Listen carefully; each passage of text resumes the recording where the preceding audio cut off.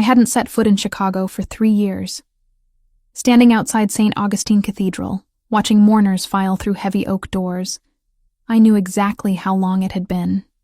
3 years, 2 months, and 16 days since the fight that severed me from my twin sister. The cab driver had asked if I was okay when I gave him the address. I must have looked as hollow as I felt. My reflection in his rearview mirror showed a stranger with blonde hair, pulled back too tight. Blue eyes rimmed red from crying on the flight from Prague. 28 years old, and I'd just lost the only person who shared my face, my DNA, half my childhood memories. Natalie was dead. Car accident, they said. The words in the email from her neighbor felt clinical, detached. Your sister passed away in a single-vehicle collision on Lakeshore Drive. Funeral services Friday at 2. I should have been here sooner. Should have answered her calls 6 months ago. Should have forgiven her for falling in love with a man whose world I couldn't stomach. But pride is a poison that works slowly, and now I'd never get the chance to tell her I was sorry. The cathedral steps were crowded with people I didn't recognize. Expensive suits, designer dresses, the kind of polished crowd that didn't belong at the funeral of a woman who used to steal my clothes and eat cereal straight from the box. These weren't Natalie's people. At least, not the Natalie I remembered. I pushed through the entrance. Late because my connecting flight had been delayed. The service had already started. A priest's voice echoed through the vaulted space. But I couldn't focus on his words. My eyes locked on the casket at the front, draped in white lilies. She was in there, my mirror image, forever still. Then I felt it, the weight of attention shifting like a physical force. Heads turned. One by one, the mourners twisted in their pews to stare at me. Gasps rippled through the crowd. A woman in the third row clutched her chest, her face draining of color. An older man stood abruptly, his chair scraping against marble. They were looking at me like I was a ghost. Of course, they saw Natalie. We were identical twins, same bone structure, same blue eyes, same wheat blonde hair. The only differences were invisible. She'd been fire where I was ice, impulsive where I was calculated. Our parents had trained us both, passed down their skills in observation, languages, survival, but Natalie had wanted freedom from that legacy. I'd embraced it. Natalie? Someone whispered her name like a prayer. I kept walking down the aisle, my heels clicking against stone. Every eye followed me. I didn't belong here, that much was clear, but I needed to see her one last time. Needed to say goodbye to the girl who used to hold my hand during thunderstorms when we were 6. My gaze swept across the front rows, searching for anyone familiar. That's when I saw him. He sat in the first pew, shoulders rigid beneath a black suit that probably cost more than my rent for a year. Dark hair, perfectly styled, strong jaw, the kind of profile that belonged on Roman statues. Even from behind, he radiated power, authority, danger. Gabriel Donatelli. Had to be. The man Natalie had chosen over me. He turned, and the world stopped. Devastation carved into every line of his face, transformed into something else. Shock, desperate hope, disbelief. Dark brown eyes, nearly black in the cathedral's dim light, went wide. His lips parted as if to speak, but no sound came. He rose from his seat, stumbling slightly, one hand reaching toward me. Natalie. His voice broke on her name, raw and desperate. How is this possible? The pain in his voice gutted me. He thought she was alive. He thought I was her, standing here when she should be in that casket. Everyone in the cathedral held their breath, waiting for the impossible. I stopped 3 feet away from him, close enough to see his hand trembling as it reached for me, close enough to see tears gathering in his eyes, close enough to watch hope and grief war across his features. "I'm not Natalie," I said quietly, my voice steady despite the chaos. "I'm her sister, her twin sister." The words hit him like a physical blow. His reaching hand froze in midair, then slowly lowered. The desperate hope in his eyes died, replaced by crushing realization, then confusion, then something harder. Sister. He said the word like he was testing it, trying to make sense of reality. Twin sister. Identical, I confirmed, watching him process this. "My name is Lauren Cooper." Natalie never mentioned me? Something flickered across his face. Pain. Betrayal. She said her parents were dead. No siblings. No family. His jaw clenched. She never mentioned you. Around us, whispers exploded. The crowd had gone from watching a miracle to watching a revelation. I could feel their eyes boring into me. Could hear fragments of conversation in multiple languages. My training kicked in automatically. Cataloging reactions. Measuring threats. We had a falling out, I said, forcing myself not to back away from his intensity. 3 years ago. When she told me about you. His dark eyes searched mine, looking for Natalie in my features and finding someone else entirely. You're real. You're not. He stopped himself, closed his eyes briefly. When he opened them again, the devastated man had been replaced by something colder, more controlled. We need to talk, after. I came for my sister's funeral, not after, he repeated, and it wasn't a request. He pulled a card from his jacket pocket and pressed it into my hand. 1 hour. The address is on there. Come alone, or don't come at all. He turned back to the service before I could respond, sitting down with rigid control, but I'd seen his hands. They were shaking. I forced myself to look away, to focus on the casket, made it to the 3rd row before my legs threatened to give out. Slid into an empty space beside an elderly woman who crossed herself and muttered something in Italian. The priest continued speaking, but I caught fragments of whispered conversations around me, phrases in English, Italian, languages I recognized from my work as a translator. Does he know about the twin? How did she hide this? Look at his face. He's destroyed all over again. I studied the mourners while pretending to listen to the eulogy. There were too many of them, first of all. Natalie had been a free spirit, a photographer who traveled light and kept few friends, yet the cathedral was packed. Second, the security. I counted at least 6 men positioned at intervals along the walls, their jackets cut to conceal weapons. They weren't looking at the priest. They were scanning the crowd, watching exits, communicating with subtle hand signals. This wasn't a normal funeral. This was a fortress. My eyes drifted to conversations happening in hushed tones. A man in the 5th row was speaking rapid Italian to his companion, and I caught the words accident and Albanese and too convenient. Albanian. That sent ice through my veins. The Balkan mafias were notoriously brutal. If they were involved in Natalie's death, then this wasn't an accident at all. I leaned forward, straining to hear more. The man continued, mentioning Lakeshore Drive, brake lines, and something about a message.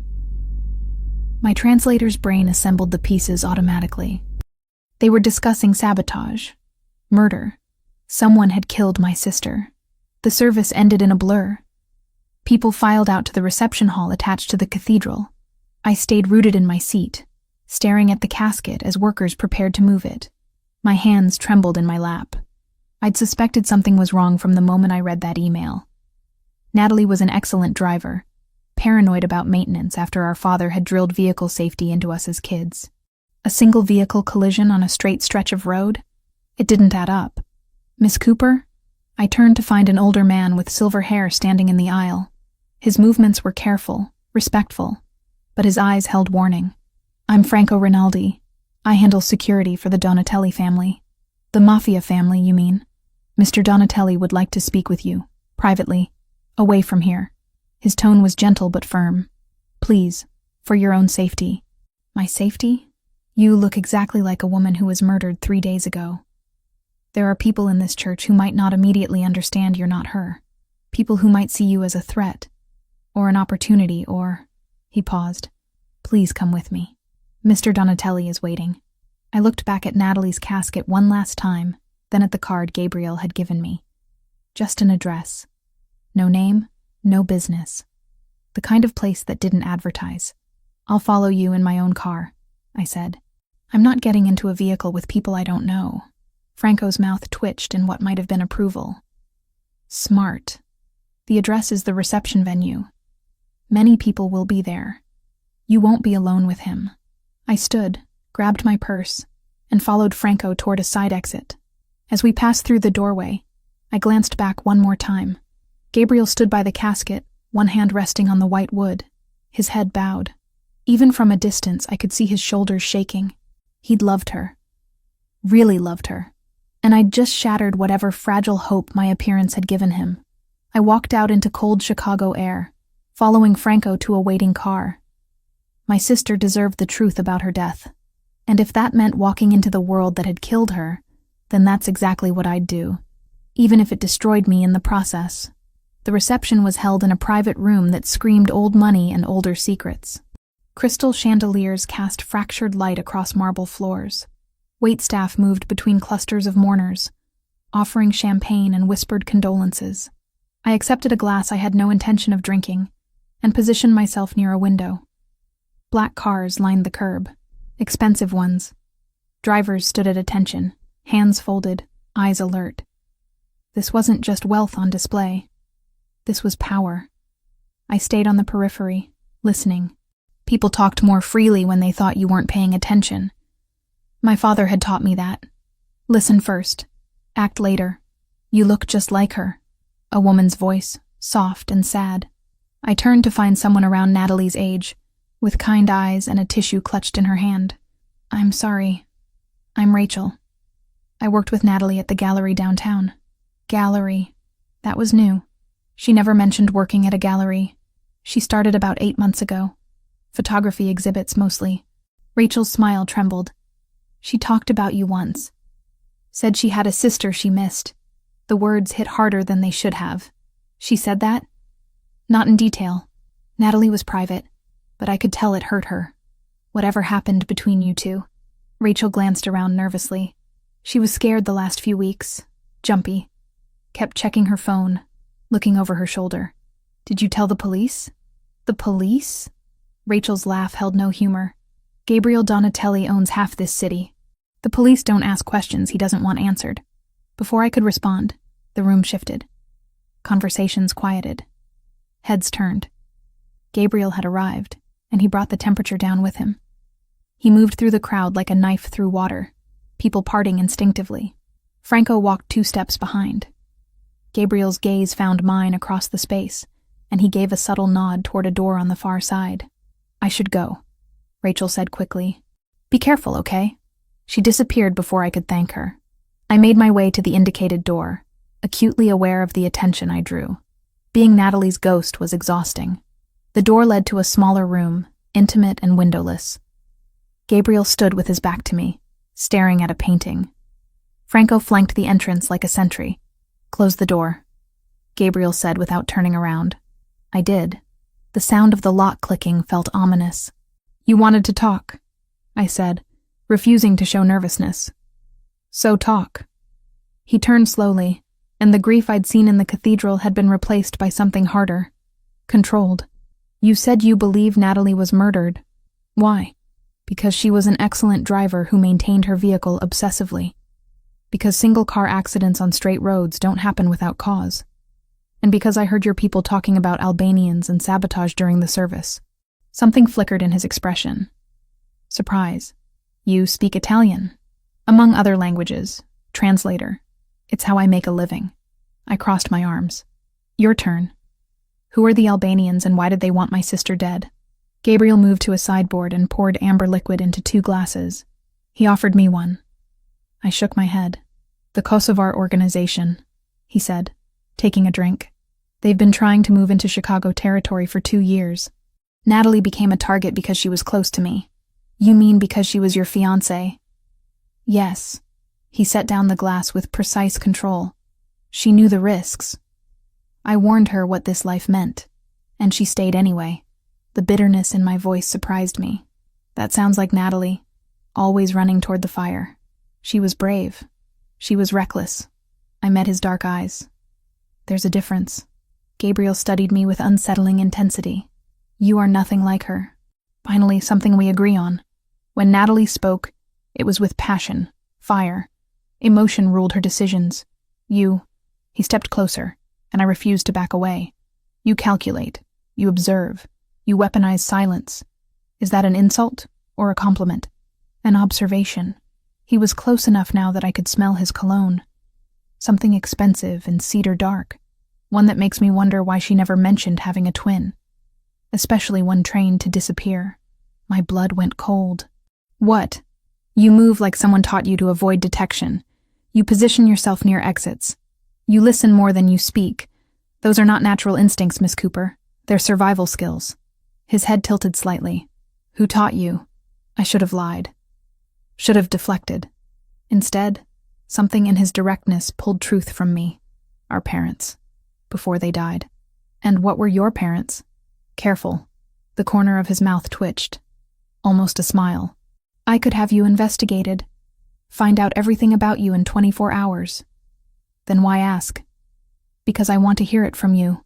We stared at each other, locked in some unspoken battle of wills. Finally, I exhaled. They fled Russia in the 90s, started over here, taught us to protect ourselves, to leave no traces, to survive in a world that didn't forgive mistakes. Natalie rejected it. I embraced it. That's why she couldn't find you, Gabriel said, understanding dawning. She tried. Hired investigators. They found nothing. Because I didn't want to be found. The admission tasted like ash. I was angry, stubborn, and instead, you lost her. The words gutted me. I turned away, blinking back tears I refused to let fall. Are you trying to hurt me? Or does it come naturally? I'm trying to understand. His voice softened marginally. Natalie never spoke of you, yet she kept a photograph. One picture, hidden in her jewelry box. 2 blonde girls, maybe 6 years old, holding hands. I found it after she died. My breath caught. Halloween, dressed as matching princesses. Our mother had taken it the week before everything changed. She kept that? My voice cracked despite my best efforts. She did. Gabriel moved to stand beside me, not touching but present, which tells me that whatever happened between you, she never stopped loving you. And that you didn't come here just for answers. Of course I did. She was my sister. Then help me find who killed her. I turned to face him. You already know who killed her. The Albanians. I know who gave the order. I don't know who executed it, who tampered with her car, who watched her die. His jaw clenched. And I need to know before I can act. Act, I repeated. You mean retaliate. I mean justice. Your version of justice likely involves body bags and unmarked graves. He didn't deny it. Does that bother you? It should have. Normal people were bothered by violence, by vengeance, by the kind of justice that happened in shadows. But I wasn't normal. I'd been raised by people who understood that some threats required permanent solutions. No, I admitted quietly. It doesn't. Gabriel's expression shifted, something almost like respect crossing his features. Then work with me. Your skills, my resources. We find the truth together. And then what? I go back to my life and pretend this never happened? If you're smart, yes. I laughed, the sound harsh. I stopped being smart the moment I got on that plane to Chicago. Miss Cooper. Franco spoke from the doorway, his tone urgent. We have a situation. Gabriel's posture changed instantly, becoming something dangerous. What kind of situation? The kind that followed her here. My stomach dropped. What? Franco pulled out a phone, showed us security footage. Black sedan parked across from my hotel. 2 men visible inside, faces obscured. The timestamp showed them arriving 10 minutes after I'd checked in this morning. Albanian? Gabriel asked. Most likely. They've been stationary for hours. I processed this information with forced calm. They followed me from the airport. Or they've been monitoring the funeral. Gabriel countered, waiting to see if anyone unexpected showed up. His dark eyes fixed on me. Which you did. So what? They know Natalie had a twin. How is that a threat? Because you're asking questions. Because you look exactly like the woman they killed. He pulled out his phone, typed rapidly. You're not going back to that hotel. Excuse me? Franco, take her to the house. North property, full security detail. I am not going anywhere with you, I said firmly. I can handle myself. Against trained killers? With what? Sharp words and careful observation? His tone turned sharp. This is not negotiable, Miss Cooper. You involved yourself in this by coming here. Now you're a target. I can protect you or I can have someone clean up your body when they're finished. Your choice. The brutal honesty should have terrified me. Instead, something in me responded to it. The part that Natalie had shared. The part that recognized danger and ran toward it anyway. Fine, I said, but we do this my way. I'm not a prisoner, and I'm not helpless. I help investigate, or you can explain to the police how you let your dead fiancé's twin sister get murdered under your watch. Gabriel's eyes narrowed. Are you threatening me? I'm negotiating. For a long moment, we stood locked in silent combat. Then, impossibly, he smiled. A real smile. Small and sharp. Natalie never threatened me. She would beg, cry, seduce. You hold a knife to my throat and dare me to bleed. Is that a yes? That's a we'll discuss terms in a secured location. He gestured to Franco. Take her. I'll handle things here and meet you in an hour. Franco moved toward me, respectful but firm. I grabbed my purse and followed him out a side exit, away from the reception, away from witnesses. As we walked toward a waiting car, I pulled out my phone and sent a quick message to my emergency contact. Just in case. The last thing I saw before the car door closed was Gabriel watching from a window, his expression unreadable. I'd just agreed to enter the world that killed my sister. The world I'd spent my whole life learning to avoid. But Natalie deserved the truth, and I was going to get it, even if it destroyed me. Franco drove in silence, his eyes constantly checking mirrors. 2 cars followed us, maintaining precise distance. Protection detail, I assumed. The cityscape blurred past until buildings gave way to trees, then water.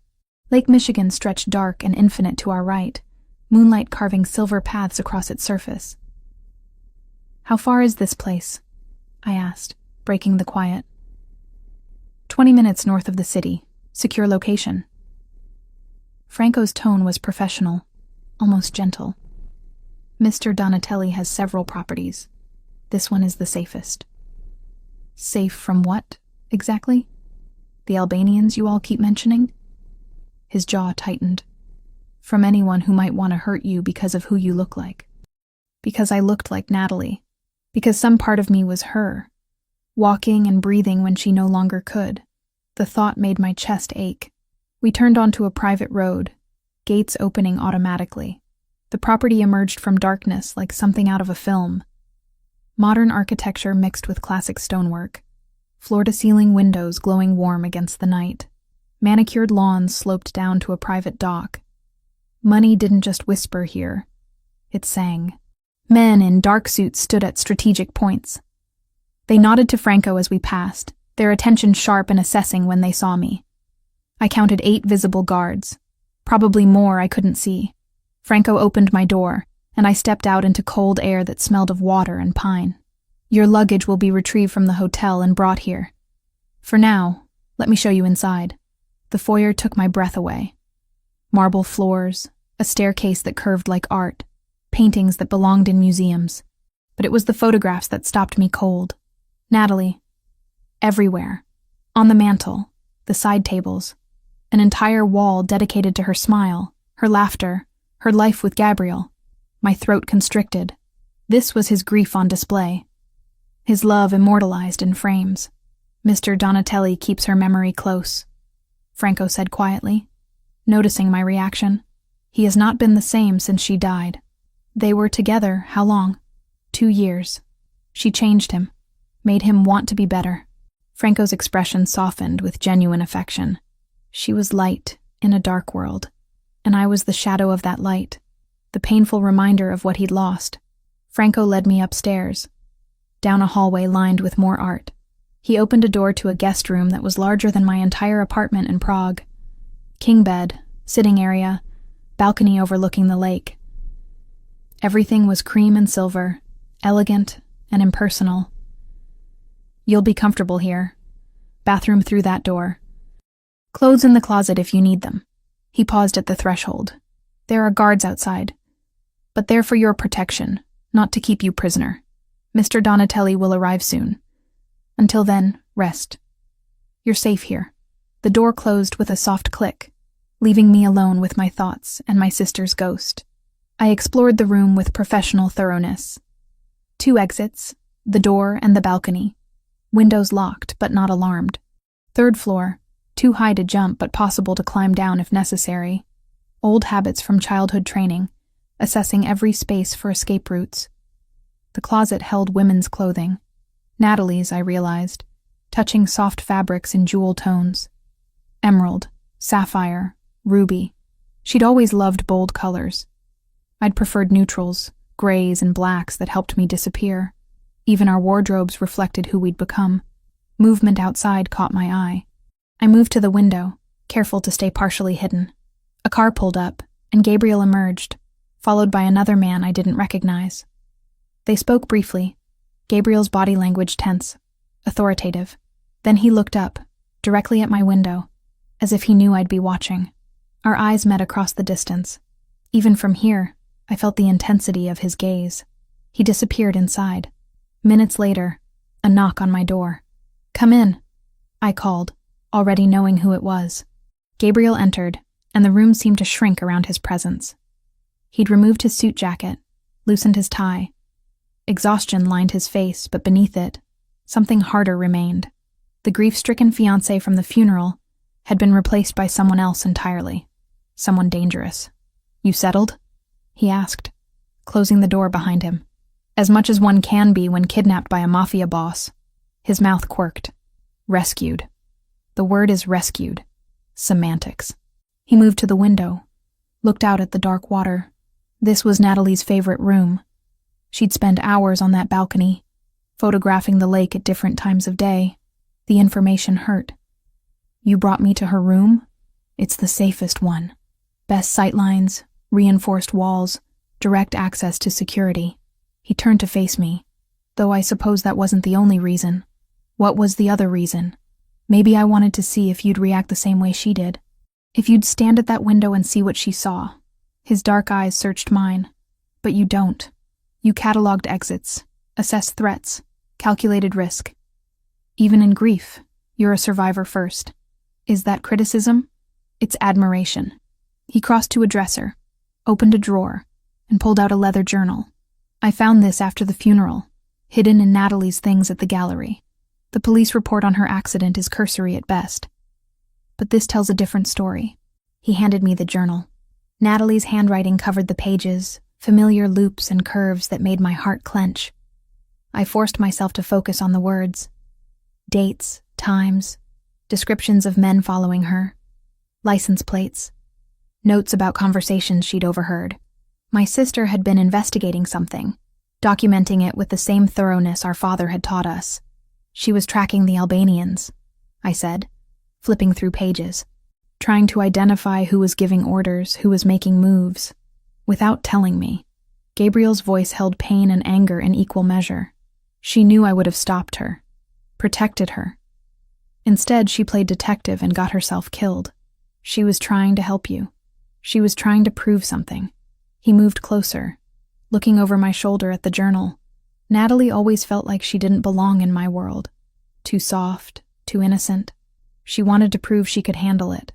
I found an entry dated 3 weeks before her death. The handwriting was shakier here. Urgent. She mentions a name. Silvio. Says he's been acting strange, taking calls he doesn't want overheard. Gabriel's entire body went rigid. "Show me." I pointed to the passage. Natalie had written about seeing Silvio meeting with someone at a restaurant downtown. A man she described as Albanian based on his features and language. They'd exchanged an envelope. "Silvio Moretti," Gabriel said, his voice dropping to something lethal. "My counselor. I've known him 15 years. Trusted him with everything. Natalie suspected he was working with the Albanians?" Suspected. Not confirmed, but I could see the gears turning in his mind, reassessing every interaction, every decision. If she's right, if Silvio betrayed me, then he didn't just pass information. He killed her. He gave them everything they needed to get to her. The fury in his voice was terrifying and oddly comforting. This was a man who would burn the world down for revenge. "We need proof," I said, forcing logic into the emotional storm. "Suspicion isn't enough. Proof can be extracted. Through torture. That won't hold up in any court." Who said anything about courts? Gabriel took the journal from my hands, his fingers brushing mine. The contact sent electricity up my arm. You need to understand something, Lauren. In my world, justice doesn't come from judges and juries. It comes from loyalty and consequences. If Silvio betrayed me, betrayed Natalie, he'll answer for it. Permanently. I should have been horrified. Should have argued for law and order and civilized solutions. Instead, I thought about my sister, terrified and alone in those final moments. About someone tampering with her car, watching her drive away to her death. Then let's get proof, I said quietly. And when we do, you can handle it however you see fit. Gabriel studied me for a long moment, and something shifted in his expression. Understanding, maybe. Recognition that we weren't so different, he and I. Both raised in worlds where violence was currency and survival meant hard choices. A sharp sound shattered the moment. Breaking glass, shouting from downstairs. Gabriel's gun was in his hand before I could process what was happening. Stay here. Lock the door. What's going on? Someone just breached the perimeter. He moved to the door, every line of his body coiled and ready for violence. Franco! The door burst open and Franco appeared, weapon drawn, blood streaming from a cut on his temple. Albanians, 3 vehicles. They rammed the gate. Gabriel's expression went cold. How many? At least a dozen. Maybe more. Gunfire erupted from somewhere below. Glass shattered. Men shouted in multiple languages. My training kicked in, overriding panic. Where's the safest location in the house? Panic room, basement level, Franco said. But we need to move now. Gabriel grabbed my hand, pulling me toward the door. His grip was firm, steady. Stay behind me. Don't stop for anything. We ran. The hallway was chaos. Smoke filled the air. Alarms shrieked. And somewhere below, men were dying. Gabriel kept my hand locked in his as we moved, Franco leading with his weapon raised. 2 of Gabriel's guards appeared from a side corridor, taking defensive positions. Cover the stairs, Gabriel ordered. No one gets past this floor. We descended a back stairwell I hadn't noticed earlier. The sounds of fighting grew more distant, contained to the front of the house. Gabriel's security was holding the line, buying us time. The basement was surprisingly modern. Concrete reinforced with steel, emergency lighting casting everything in harsh white. Franco led us to what looked like a wine cellar, but when he pressed his palm to a panel, a section of wall slid open. The panic room was exactly what I expected. Reinforced walls, surveillance monitors showing multiple angles of the property, emergency supplies, weapons, a fortress within a fortress. How long can we stay here? I asked as Franco sealed the entrance behind us. As long as necessary, Gabriel said, moving to the monitors. His jaw clenched as he watched his men engage the attackers. Though I don't plan to hide while my people fight. Your people are trained for this. You're more valuable alive than dead in some pointless shootout. His dark eyes cut to me. Pointless? Strategic, I corrected. You said yourself this is about loyalty and consequences. Getting yourself killed before you can deliver those consequences would be pointless. Franco made a sound that might have been a suppressed laugh. She has a point, boss.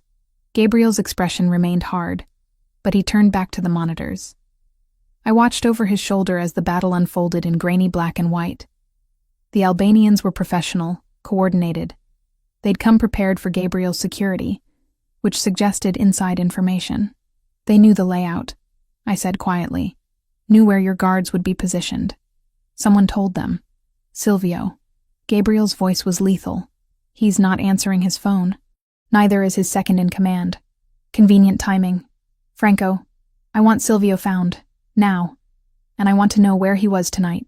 Franco was already on his phone, speaking rapid Italian to someone on the other end. Meanwhile, the monitors showed Gabriel's men slowly gaining ground. The attackers were retreating, outnumbered and outgunned now that the element of surprise had faded. 10 minutes later, it was over. Bodies littered the front lawn, most of them Albanian. 3 of Gabriel's men were injured, 1 seriously. But they'd held the property. All clear, Franco reported, receiving confirmation through his earpiece. Perimeter secure, ambulance en route for our wounded. Gabriel holstered his weapon. The bodies? Being handled. Police have been notified it was an attempted robbery. They won't ask questions. Of course they wouldn't. This was just another night in a world where violence was currency, and law enforcement looked the other way. We returned upstairs to find the house transformed. Bullet holes pocked the walls. Glass glittered across marble floors. Blood stained the foyer where someone had fallen. Men in dark suits moved with practiced efficiency, cleaning, documenting, erasing evidence. "Your room is untouched," Franco said to me. "But perhaps you'd prefer different accommodations tonight." "She stays near me," Gabriel said before I could respond. "The master suite. Double the guards on that floor." I should have argued, should have insisted on independence. But standing in the wreckage of an attack meant to kill me. I found myself nodding. Gabriel led me to the opposite wing, to a suite that was somehow both luxurious and masculine.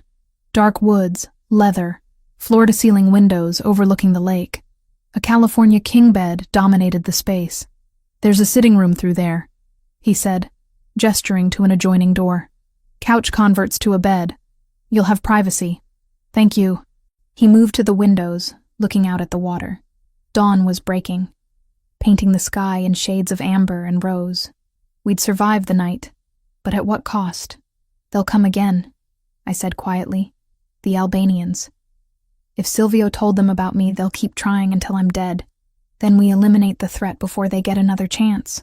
He turned to face me, exhaustion lining his features. "I should never have brought you here. Should have put you on the first plane back to Prague and forgotten you existed. But you didn't." "No, I didn't." His gaze held mine, searching. "Because you're the first person who understands. Who knows what it's like to lose someone and want vengeance more than breath. Who doesn't flinch at the ugly truth of what I am. And what are you, Gabriel? A monster who loved an angel. Who watched her die because I couldn't protect her. Who sees her face every time I look at you and knows I'm failing her all over again." The pain in his voice broke something in me. I crossed the space between us, driven by impulse I didn't understand. "I'm not her. I'll never be her. But I'm here. And I'm not going anywhere until we find who killed my sister." His hand came up, fingers tracing my jaw with devastating gentleness. "You look so much like her. Same face, same eyes. But when you speak, when you move, you're completely different.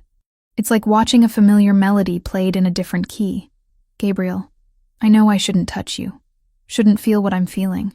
But standing here, knowing I almost lost you tonight," his thumb brushed across my lower lip, and heat flooded through me. "Tell me to stop." I should have. Everything about this was wrong, complicated. A betrayal of my sister's memory. But Natalie was gone, and I was alive. And the man standing before me made me feel something I'd never experienced. "I can't," I whispered.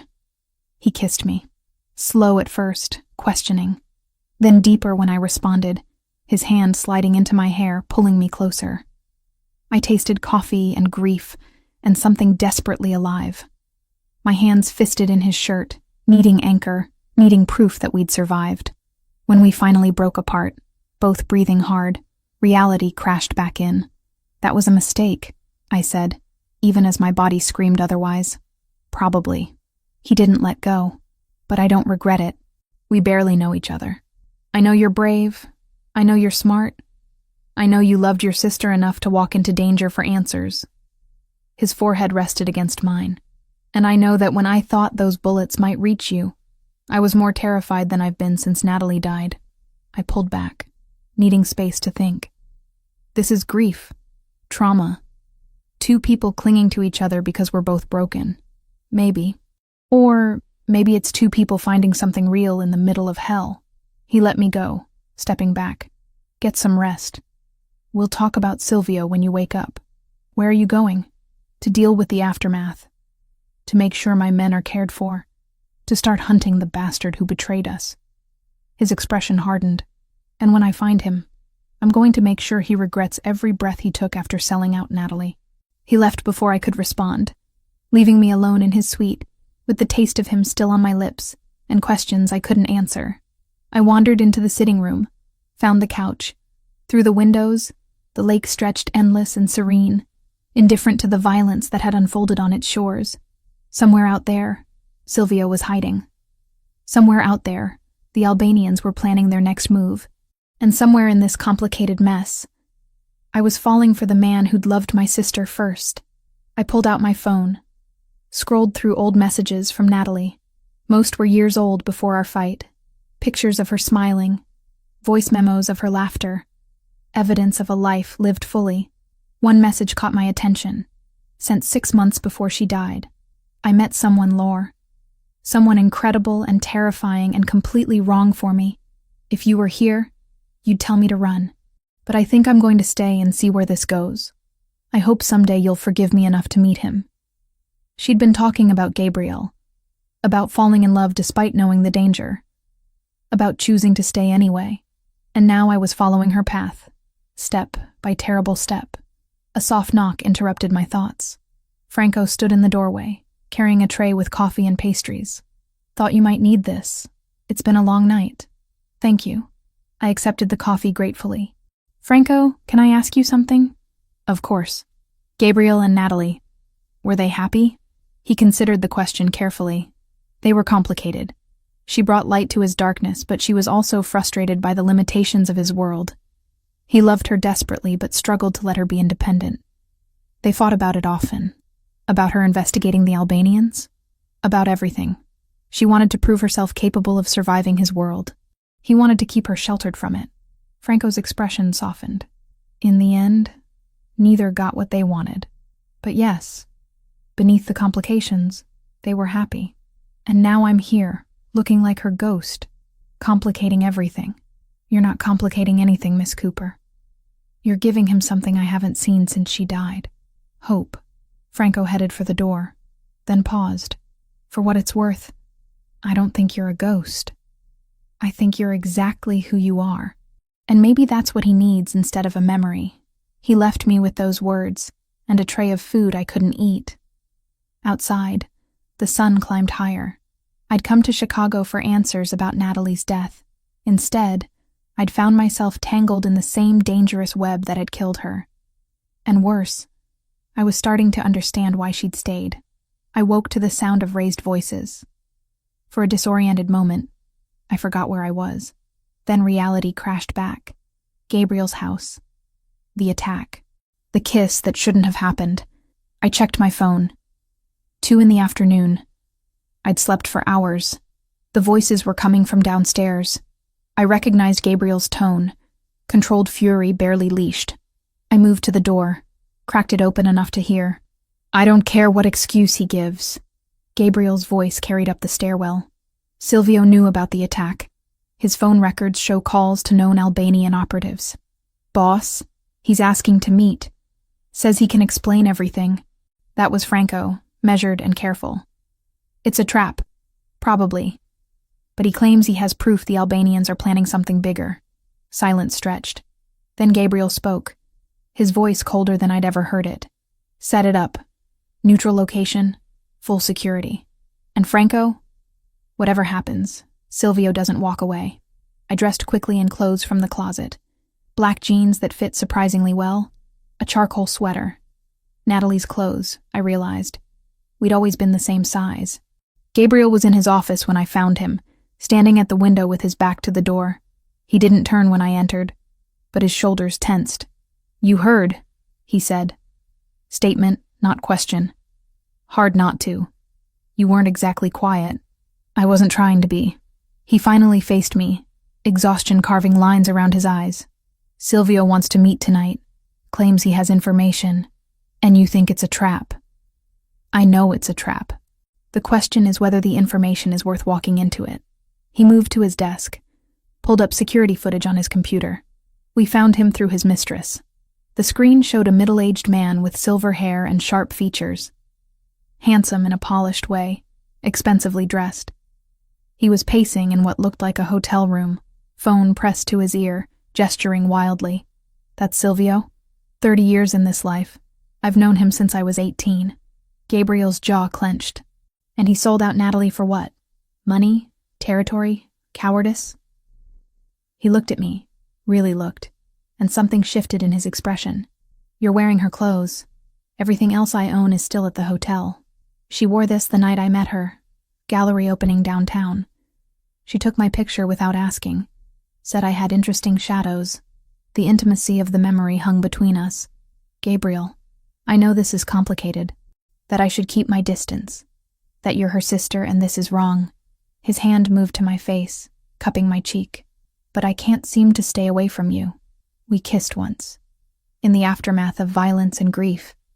That doesn't mean... It means everything. His thumb traced my cheekbone. Because I've been thinking about it all day. Because you're not her, Lauren. You're something entirely different. And that terrifies me. I should have pulled away. Instead, I leaned into his touch. What are you saying? I'm saying I want you to come with me tonight. To the meeting with Silvio. I want your eyes on this. Your instincts. You see things others miss. He paused. But more than that, I want you close because the thought of you out of my sight makes me reckless. You want me at a confrontation with the man who killed my sister. I want you helping me get justice for her. I considered this. Every rational part of me screamed that I should leave Chicago. But the part that had loved Natalie, that had inherited our parents' darkness, wanted to see Silvio's face when he realized his betrayal had consequences. Okay, I said. I'll come. Gabriel pulled a small handgun from his safe. Glock 43, 9mm, easy to conceal. Franco will get you a holster. I took the weapon, checked the chamber, tested the weight. The movements came automatically, muscle memory from training sessions when I was 15. You handle that like you've done it before, Gabriel observed. I have. Though I've never shot at a person. Hopefully tonight won't be your first time. The hours until the meeting crawled by. Franco fitted me with an earpiece and a holster that sat comfortably at the small of my back. He walked me through the warehouse layout using blueprints, showing me exits, cover points, danger zones. You stay with Mr. Donatelli at all times, Franco instructed. Silvio is dangerous. He's cornered, desperate. Don't underestimate him. At 8:30, we left. 3 cars, 12 men, enough firepower to start a small war. I sat in the back with Gabriel, his hand finding mine in the darkness. Neither of us spoke. The warehouse loomed against the night sky, dark except for a single entrance lit by harsh spotlights. Silvio's people were already visible, 4 men positioned strategically. Everyone clear on the play? Gabriel spoke into his radio. Confirmations came back. Good. Let's end this. We exited the vehicles. The cold October air bit through my sweater. Gabriel's hand rested on the small of my back as we walked toward the entrance. Franco walked ahead, weapon visible. Inside, the warehouse was exactly what I expected. Concrete floors, rusted equipment, the smell of old oil and decay. Silvio stood in the center under a hanging work light, looking smaller than he had on the security footage. Older. Frightened beneath the expensive suit. Gabriel, his voice carried across the empty space. Thank you for coming. Give me one reason I shouldn't kill you right now. Gabriel's tone was conversational, which somehow made it more terrifying. Because I can give you Victor Castrati, the Albanian boss, location, schedule, vulnerabilities, everything you need to end this war before it destroys you. And why would you do that? You've been working for them. I've been surviving. They approached me a year ago, threatened my family. I gave them information to keep them safe. But they went too far. Silvio's eyes drifted to me, and genuine pain crossed his face. I never wanted Natalie dead. That wasn't supposed to happen. But it did. Gabriel's voice dropped to something lethal. Because you gave them everything they needed to get to her. They said they just wanted leverage. I swear, Gabriel, I didn't know they'd kill her. His voice broke. I've been trying to make it right ever since. By waiting until they attacked my home? Until they nearly killed Lauren? Gabriel took a step forward. Your redemption comes too late. Wait. I spoke for the first time, and everyone's attention shifted to me. You said you're giving us Victor. What's the catch? Silvio's eyes met mine, and I saw calculation behind the fear. The catch is that I walk away. New identity, money, protection. I disappear, and you get the man who actually ordered Natalie's death. No. Gabriel's response was immediate. Then we all die. Silvio pulled his hand from his pocket, and suddenly his men had weapons raised. Gabriel's people responded in kind, and the warehouse became a standoff. I activated a dead man's switch when you arrived. If I don't check in every 15 minutes, information about your operation goes to the FBI. Every account, every contact, every dirty deal. The betrayal ran deeper than we'd known. Silvio hadn't just sold out Natalie. He'd been preparing to destroy everything. Gabriel's expression went cold. You're bluffing. Am I? Are you willing to bet your empire on it? Silvio's voice grew stronger. I'm offering you Victor on a silver platter, the man who killed your fiancée. Take the deal, Gabriel. Let me go, and I'll give you vengeance. The silence stretched tight as a wire. I could feel Gabriel's fury radiating beside me. He wanted Silvio dead. But he wanted Victor more. Show me proof, Gabriel said finally. Proof you actually have access to Victor. Silvio pulled out his phone, tapped the screen, then turned it toward us. A photo showed Victor Castrati entering a building, timestamp from earlier today. Another showed his schedule for the next week, detailed and specific. I've been his inside man for a year. I know everything. Silvio's smile was bitter. Take it or leave it, Gabriel. Decide fast. My next check-in is in 8 minutes. Gabriel looked at me, and I saw the question in his eyes. What would I do? Let Silvio walk to get Victor, or demand justice now and risk everything? I thought about Natalie, about how she'd tried to prove herself in a world that ultimately killed her, and I thought about what she would want. Not revenge against the messenger. Revenge against the man who'd given the order. Take the deal, I said quietly. Get Victor. Gabriel's jaw clenched, but he nodded. Fine. Give us Victor, and you walk. But Silvio? He stepped closer. If you're lying, if this is a setup, I will find you. I will find everyone you've ever loved. And what happens to them will make you wish you'd died here tonight. Silvio swallowed hard. I understand. Then talk, and make it count. What followed was 30 minutes of information. Victor's location, a penthouse in downtown Chicago. His schedule, his security detail, his weaknesses. Silvio laid it all out with the precision of someone who'd been planning this revelation for months. When he finished, Gabriel pulled out his phone and made a call. Let him go. Full surveillance. If he contacts the Albanians, end him. Silvio and his men backed toward the exit. At the threshold, he paused and looked back at me. For what it's worth, Miss Cooper, your sister was brave. Braver than I was. I'm sorry I couldn't protect her. Then he was gone, disappearing into the night with his freedom bought in blood money and betrayal. Gabriel turned to me, and the fury in his eyes was breathtaking. We're going after Victor tomorrow night, and when we find him, I'm going to make sure he knows exactly why he's dying. Good, I said simply, because I want to be there when you do. The day of the operation felt surreal. Gabriel's people moved through the house like shadows, assembling weapons, reviewing blueprints, communicating in coded language. I stayed in Gabriel's office, monitoring communications equipment while Franco walked me through the plan.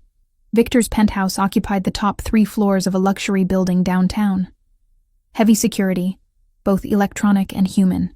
You'll stay with me in the command vehicle, Franco said for the 3rd time. Monitor feeds, coordinate extraction if needed. You're not going inside. We'll see, I murmured, earning a sharp look. Gabriel appeared in the doorway, dressed in black tactical gear that somehow made him look even more dangerous. His dark eyes found mine across the room. Lauren, a word. He gestured to the hallway. I followed him to an empty room, watched him close and lock the door. The air between us crackled with tension. I need you to promise me something, he said, stepping close. If things go wrong tonight, if I don't make it out, don't. I pressed my fingers to his lips.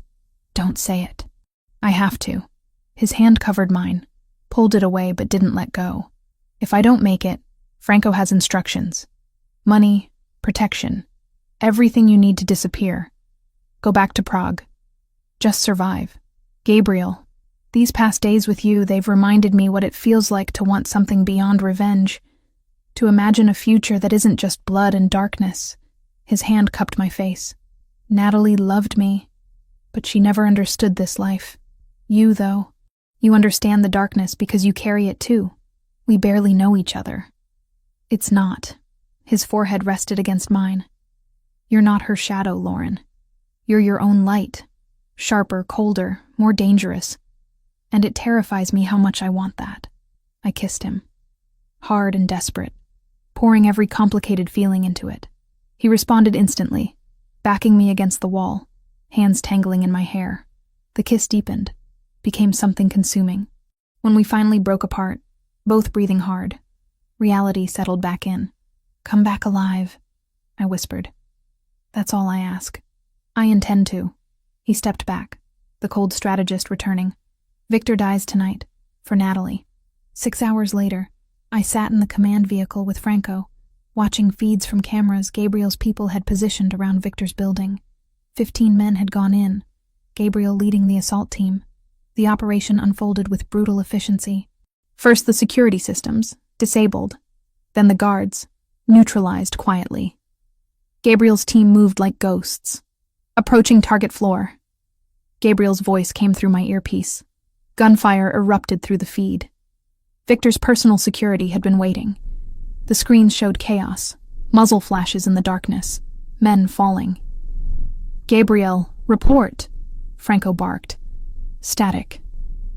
Then, taking heavy fire. Victor's in the wind, heading for his private elevator. Block it. Don't let him reach the garage. More gunfire. Then I saw it. A secondary feed showing the garage level. A black SUV pulling up, engine running. Victor's escape route. Franco, look, I pointed. He's going to get away. Franco cursed. Boss, Victor's got a vehicle in the garage. You need to move now. Copy. Pursuing. But I could see what Franco couldn't. Gabriel's team was pinned down. By the time they fought through, Victor would be gone. I made a decision my father would have hated. Franco, which exit leads to the garage? Service entrance, east side. Why? Lauren, no. I was already moving, grabbing the spare earpiece and weapon. Someone needs to slow Victor down. You will get yourself killed. My father was a KGB operative. I know exactly what I'm capable of. I opened the door. Tell Gabriel I'm sorry. I ran before Franco could stop me, crossing toward the service entrance. Inside, harsh lighting and concrete walls. The smell of exhaust and gun oil. Voices echoed from below. Albanian speaking rapidly. 3 men, maybe 4. The garage appeared around a corner. 2 SUVs, engines running. Victor stood beside one, cold eyes and expensive suit. 3 guards surrounded him, weapons ready. I had seconds to act. My father's voice echoed in my memory. When outnumbered, create chaos. I fired twice into the air. The sound echoed like thunder and everyone froze. Then chaos. The guards spun toward me, weapons rising. I dove behind a concrete pillar as bullets chipped stone inches from my head. FBI! I shouted, gambling. Building is surrounded. A lie. But Victor didn't know that. Return fire kept me pinned. 1 guard advanced. I waited until he cleared the pillar, then fired. The bullet caught his shoulder. He went down, and I felt nothing. Just cold calculation. Then new gunfire erupted from the entrance. Gabriel and his team poured into the garage, and suddenly Victor's people were caught between 2 threats. The remaining guards went down under coordinated fire. Victor tried to run, but Gabriel was faster. He tackled the Albanian boss, and they went down hard. I emerged from cover, watching Gabriel pound his fist into Victor's face. Rage and grief channeled into violence. Gabriel, stop. I moved closer. We need him conscious. He froze, fist raised. Blood covered his knuckles. Slowly Gabriel stood, dragging Victor up with him. You killed her, Gabriel said, voice shaking. Say it. Victor spat blood. The Cooper woman? She was collateral, meant to hurt you. Her name was Natalie. Gabriel's gun pressed against Victor's temple. And she was worth 10 of you. Gabriel, I put my hand on his arm. Not like this. Make him answer for it properly. Turn him over to your contacts. Let him rot in prison where his own people can reach him. Gabriel's finger tightened on the trigger. For a heartbeat, I thought he'd ignore me. Then slowly, he lowered the weapon. "Franco, take him." Gabriel shoved Victor toward his second in command. "Make the calls. Get him buried somewhere he'll never see daylight again." Franco moved quickly, securing Victor while calling in favors. Around us, Gabriel's team conducted cleanup. Gabriel turned to me, and I saw it happen. The moment he processed what I'd done. "You could have died." His voice was quiet, dangerous. "You could have died, and it would have been my fault. I made a choice. Victor was escaping. Not you." The words exploded from him. "I can't lose someone else. I can't watch someone else I care about bleed out because of this life. But you didn't. I'm fine." He pulled me against him, holding tight. "Don't do that again. Don't make me choose between revenge and keeping you safe." "Okay," I whispered. "I promise." We stood like that while his team worked around us. Eventually, Franco approached. "Boss, we need to move. Police will be here in 10 minutes. Gabriel released me slowly.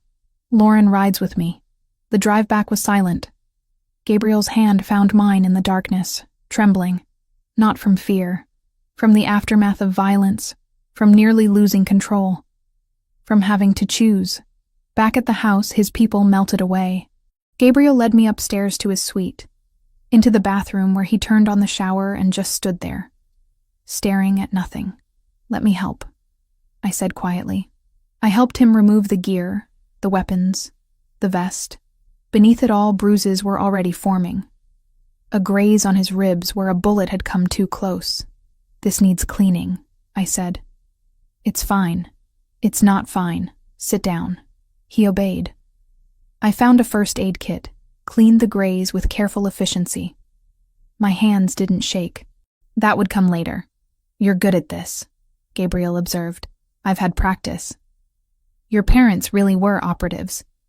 "Yes, they taught us everything. How to survive, how to disappear, how to do what's necessary."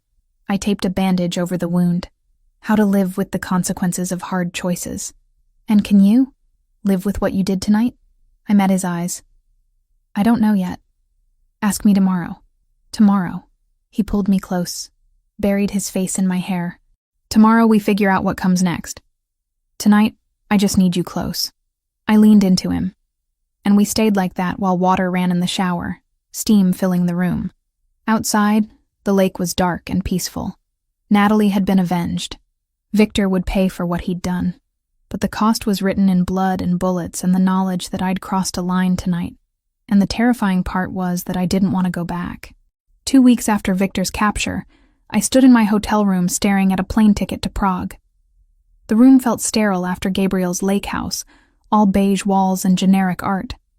My luggage sat packed by the door, ready for a life I wasn't sure I wanted anymore. My phone buzzed. "Gabriel," for the 3rd time that morning. I let it go to voicemail. We'd been dancing around the same conversation for days, both knowing we needed to talk, but neither brave enough to start. The truth was simpler and more complicated than either of us wanted to admit. I'd fallen for a man who commanded an empire built on violence. A man who'd loved my sister first. A man whose world had already taken one person I loved. I needed space to think, to breathe, to figure out who Lauren Cooper was when she wasn't running on adrenaline and grief. The knock on the door wasn't surprising. I'd known he'd come eventually. Gabriel stood in the hallway, dressed in casual clothes that somehow made him more intimidating. Dark jeans, leather jacket, that scar on his chin catching the light. He looked exhausted, haunted. "You weren't going to say goodbye," he said quietly. I didn't know what to say. "How about the truth?" He stepped inside, and I closed the door. "How about telling me you're leaving because you can't handle what we did? What I am, what this life costs. It's not that simple." "It's exactly that simple." He moved to the window, stared out at the skyline. Natalie struggled with the same thing. She wanted to love me but hated what loving me meant. The compromises, the violence, the constant danger. She tried to prove she could handle it, and it killed her. "I'm not Natalie." "No, you're stronger, colder, more capable of surviving this world." He turned to face me. "Which is exactly why I shouldn't ask you to stay. Because you could. You could adapt, build a life here, become part of this. And watching you do that, watching this darkness consume someone else I love, would destroy me. The words hung in the air. Someone else I love. He'd said it casually, like it was obvious. You don't love me, I said, needing to believe it. You love what I represent. Closure with Natalie. A second chance. Is that what you think? He crossed to me, hands framing my face. I loved Natalie. Past tense. She was light and joy and everything good. But you, Lauren, you're something entirely different. What am I then? You're the first person who sees what I am and doesn't flinch. Who understands that some darkness can't be washed away with good intentions. Your sharp edges and cold calculation. But beneath that, you're fiercely loyal. Protective. His thumb brushed my cheekbone.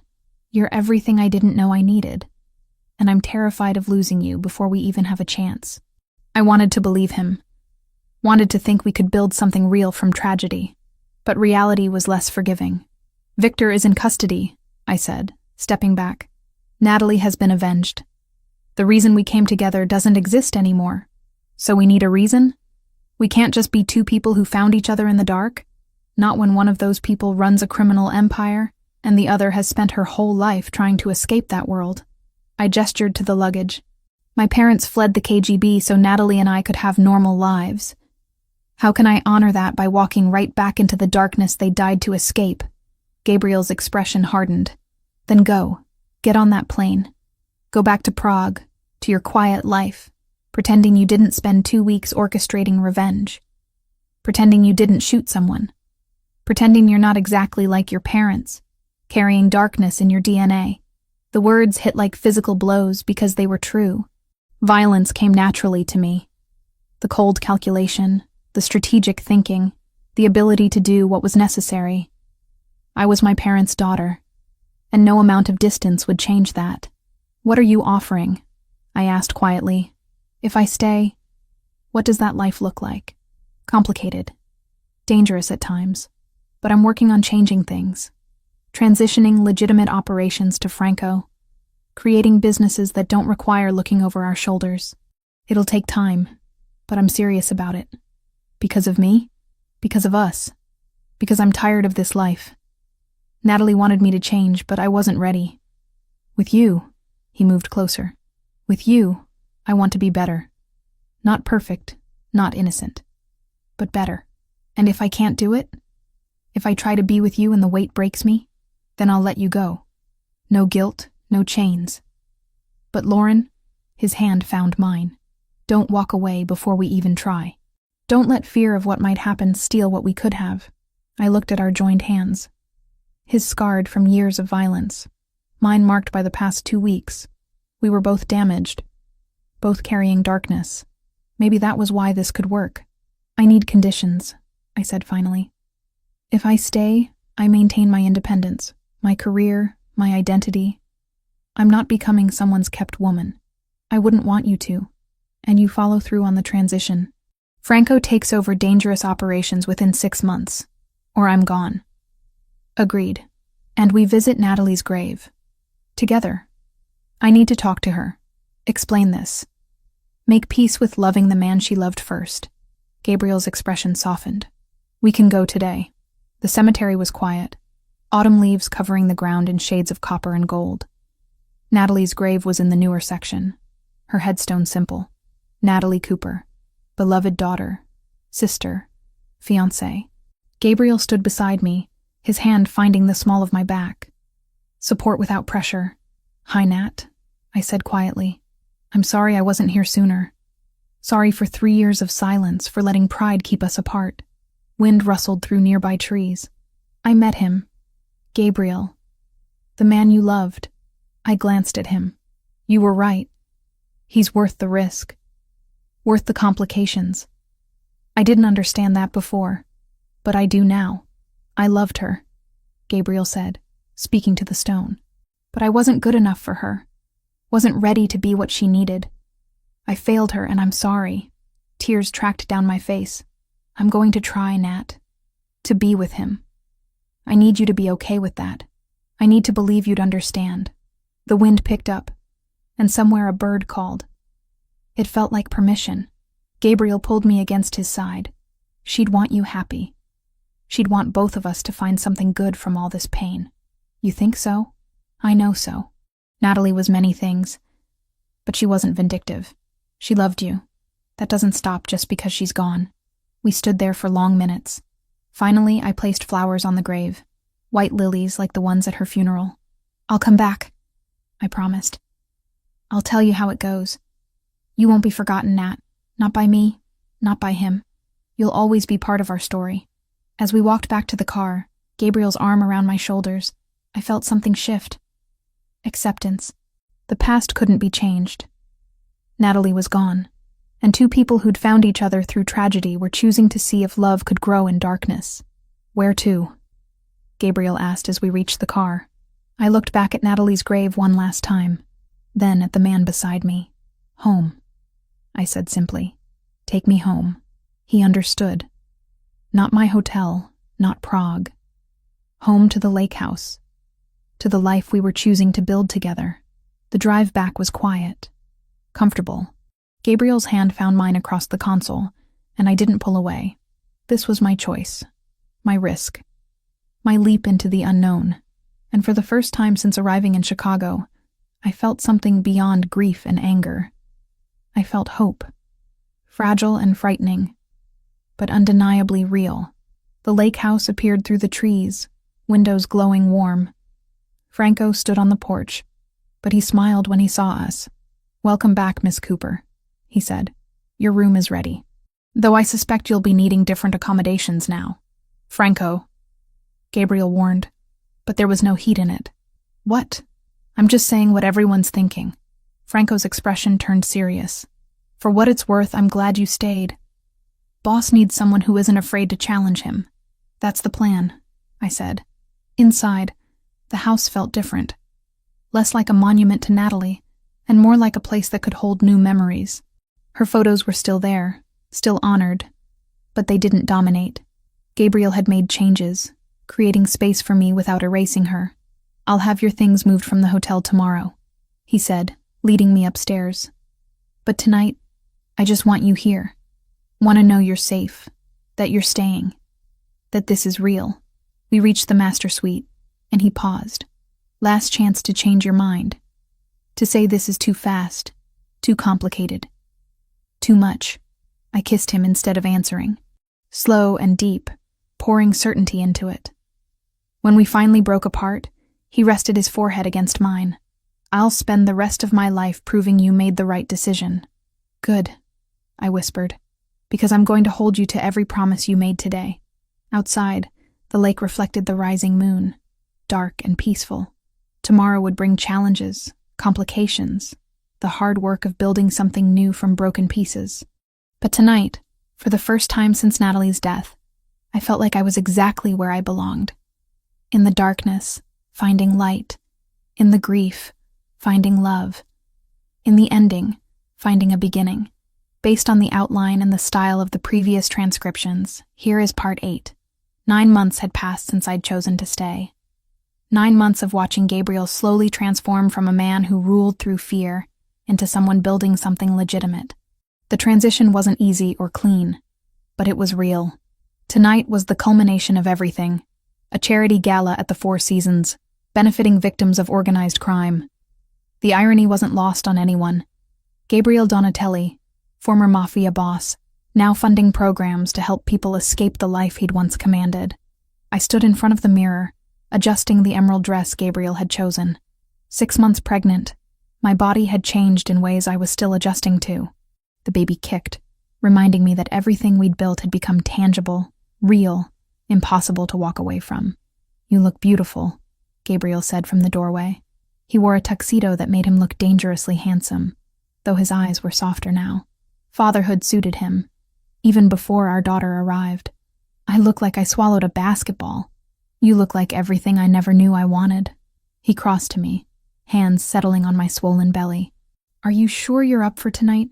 We can skip it if you're tired." "And miss watching Franco officially take over?" "Not a chance." Tonight's event served dual purposes. Publicly, it was charity. Privately, it marked Gabriel's complete exit from the organization. Franco would assume control of all remaining operations, legitimate and otherwise, while Gabriel focused on the legal businesses we'd been building. The ballroom glittered with Chicago's elite. Politicians, businessmen, socialites who'd once feared Gabriel now sipped champagne beside him, pretending the past didn't exist.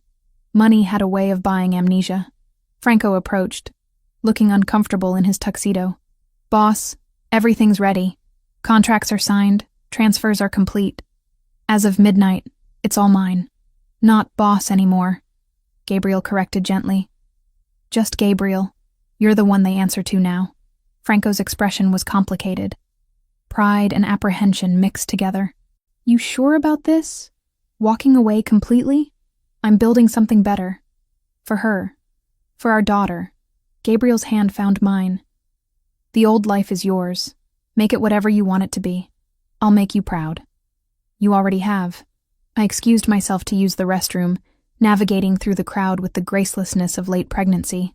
The hallway was quieter, and I took a moment to breathe, pressing a hand to my lower back.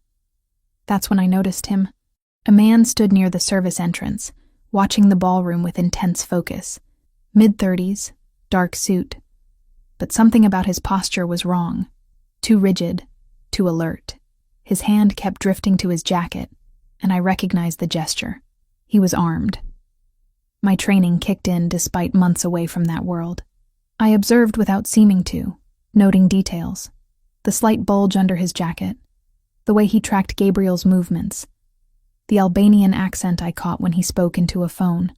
Victor's cousin. Had to be. Silvio had warned us there were relatives who might seek revenge, but we'd thought we'd neutralized the threat. I moved quickly, circling back toward the ballroom. Found Franco first. Threat. Service entrance. Albanian. Armed. Watching Gabriel. Franco's expression hardened instantly. "Get to Gabriel. Now. Don't let him out of your sight." I pushed through the crowd, pregnancy making me slower than I wanted. Gabriel was near the stage, speaking with a city council member, oblivious to danger. The lights dimmed for the scheduled presentation. Perfect cover for an attack. I reached Gabriel, grabbed his arm. "We need to move. Now." "Lauren, what?" "Albanian. Service entrance. He's here for you." Gabriel's transformation was instantaneous. The civilized businessman disappeared, replaced by the predator. His hand found the small of my back, guiding me toward an exit. Too late. The man emerged from the service entrance, weapon rising. Everything happened in seconds.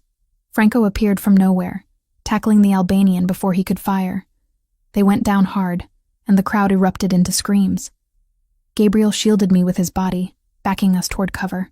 More security poured in, Gabriel's former men who still protected him. The Albanian was subdued, dragged away, but the damage was done. The illusion of safety, of normalcy, shattered like glass. Gabriel held me, hands checking for injury. "Are you hurt? Is the baby—" "We're fine, I'm fine." But my hands were shaking now, adrenaline catching up. "How did he get in? Your security?" Was focused on external threats. He came as catered staff. Gabriel's jaw clenched. "This is my fault. I should have been more careful. This is Victor's cousin's fault. And it's over now." I pressed his hand to my belly where our daughter kicked. "We're alive. We're together. That's what matters." Police arrived, asking questions we'd answered 100 times before. Former associates vouched for Gabriel's reformed status. The Albanian was taken into custody, and slowly, the chaos settled. In the aftermath, we stood on the hotel balcony overlooking the lake. The same lake we'd stared at from Gabriel's house months ago. Dark and peaceful. And indifferent. "Maybe Franco should handle everything," Gabriel said quietly. "Maybe I'm fooling myself thinking I can build something clean from this. You already are building it, one foundation at a time." I leaned into him. Tonight was one man's vendetta. Tomorrow is a foundation helping abuse survivors. A scholarship program. Legitimate businesses employing people who need second chances. That's your legacy now. Our legacy. His hand covered mine on my belly. Her legacy. Speaking of which, we need to finalize her name. I thought we agreed. Natalie. I'd suggested it weeks ago. And Gabriel had cried. Not from grief this time, but from something gentler. Gratitude that I wanted to honor my sister this way. Natalie Cooper Donatelli, I said, testing it. Our daughter, carrying both our pasts into a better future. She'll be extraordinary, just like her mother. 3 weeks later, I sat in the same hospital where I'd once translated for victims of violence, now giving birth to hope made flesh. Gabriel held my hand through every contraction, every push, every moment of pain that led to something beautiful. When they placed our daughter in my arms, tiny and perfect and ours, I looked at Gabriel and saw tears streaming down his face. She has your eyes, he whispered, blue like the lake, and your stubborn chin. I traced the line of her jaw. Natalie, meet your father, the man who loved your namesake and chose to become better. Meet your mother, Gabriel added, kissing my forehead. The woman who saved me when I didn't know I needed saving. Later, when visitors had gone and the room was quiet, Gabriel pulled out his phone and showed me a photo. Natalie's grave, now marked with fresh flowers and a small plaque. Aunt Natalie, it read. Forever loved, never forgotten. I went this morning, he explained. Told her about the baby, about you, about how we're trying to build something good from all the pain. What did she say? Nothing. Everything. The wind blew, and it felt like permission, like she was telling us to stop looking back and start looking forward. I held our daughter closer, breathing in her newborn scent. Forward then, toward whatever comes next. Together, always. Outside, the sun rose over Chicago, painting the sky in shades of gold and rose. A new day, a new beginning, a new life built from darkness and grief, and the stubborn choice to try. Natalie Cooper Donatelli slept peacefully in my arms, unaware that she was the bridge between past and future. The proof that sometimes the most broken people could create something whole. That love could grow in the darkest soil and bloom into something extraordinary. And somewhere, I like to think, my sister smiled.